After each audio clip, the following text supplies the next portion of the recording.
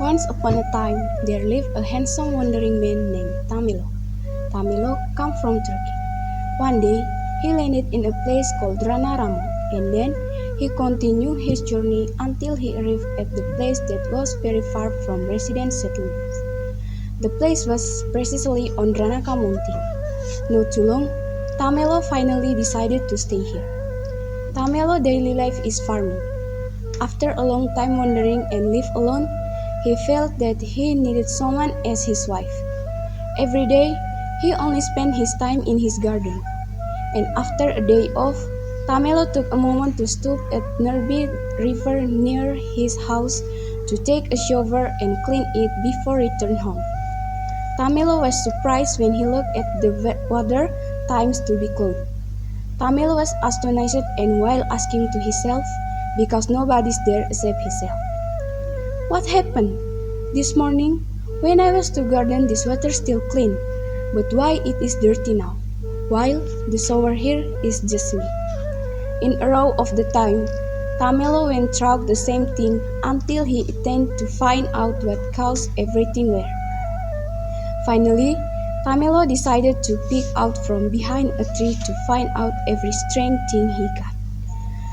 Tamelo often did the same things. One day, Tamelo worked from morning until evening. Suddenly, came 7 crows, and when they arrived at the river, they were engrossed in the conversation. Then, when they would take a shower, they were unscrewed their fur. Tamelo's curiosity finally disappeared by itself, because he knew that the 7 crows were incarnation of 7 beautiful angels. But Tamelo was amazed by the beauty of a girl who didn't talk much like the other girls. At a moment when the 7 angels were engrossed in bathing, Tamelo suddenly appeared from behind the tree while holding the wings of the girl he was like, and he said that, "I thought you guys were real crows. It turns out that you are the incarnation of human. So, one of you can't come back anymore, because I already hold the fur of her wings." The beautiful girl named Mponeni. She was shocked and confused. She felt it was impossible if her wings could be returned. They finally built a new family until Jalmonik was born. Jalmonik means that Rembong Matalso, and then gave birth to Ngai Sabu and Sabusa. After they were grown up, they decided to live separately. Sabusa walked to Charap, while Ngai Sabu walked to Mano. But by one agreement, whoever quickly found a place to live would give the thing with made a fire.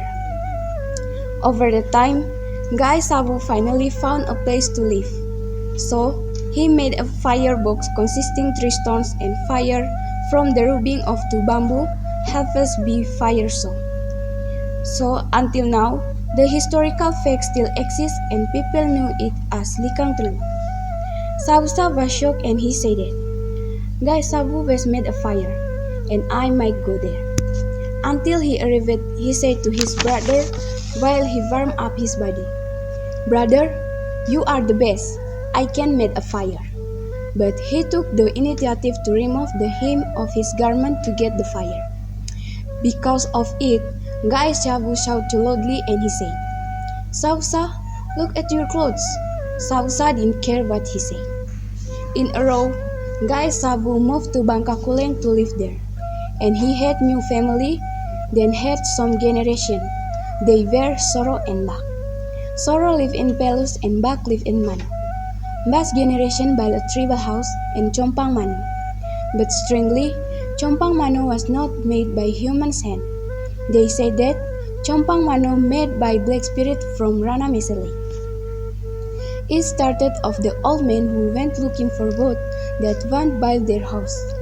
While he was busy chopping wood, suddenly came a little mouse and squirrel. While sniffing, suddenly a few young men come and said, "Sir, did you see our dog?" "No, I did not. He was walking in this way." "What was he doing here?" "It was come to overtake a wild bird." "No, I didn't see. If I saw it, I will catch." Not too long after that, came the squirrels and dog. While sniffing, and got a small mouse which they called a vilbert. The young man Basi hit the little mouse. "What did you hit?" "This is the vilbert we were looking for. This vilbert is very big." "Ha ha ha ha ha! What? This is you called vilbert?" They were amazed because the old man raised by one hand. "Where were you going to take this mouse?" "We went to take it to Rana Mese Lake, not too far from here." "Okay, let me just take it." They were amazed. Along the way, they were passionate talk about the war preparation against the Rana Embok people. Until they were arrived at Rana Mese Lake, they were shown a timbu tree as their fortress. They were crowded to remove the timbu tree, but the old man lifting the wood by himself, while the young man confused because they can't did it alone. It turns out that the war weapon of Rana Embok people is air. Knew that, the old man immediately burst out laughing. "Ha ha ha ha ha! This smelled right."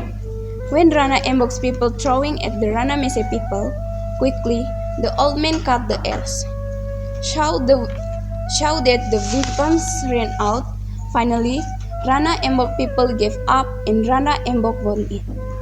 As the result of it, the water in Rana Embok turned off and water in Rana Mese increased. That's why, as the return of favor, the Rana Mese people made Chompang Mano. However, the agreement was that during the process of made Chompang Mano, all dogs had to be tied up because they were very afraid of dogs. They considered that dog as Nkiong Allah.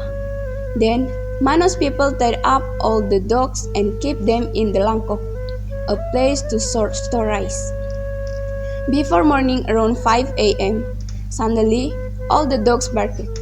The black spirit heard it and all of them ran. Became very scared because that was Chompang Mano didn't make to completion.